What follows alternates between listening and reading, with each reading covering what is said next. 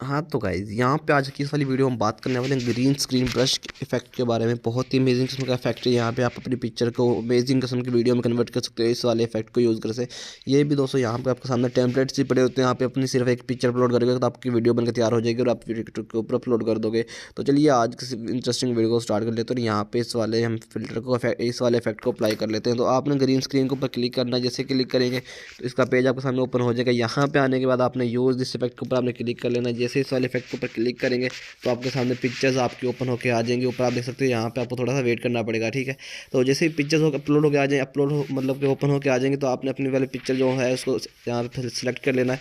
Select करने के बाद आपने सिंपल सा अपना जो है एक तो कैमरे का आप फ्लिप कर लें, ठीक है।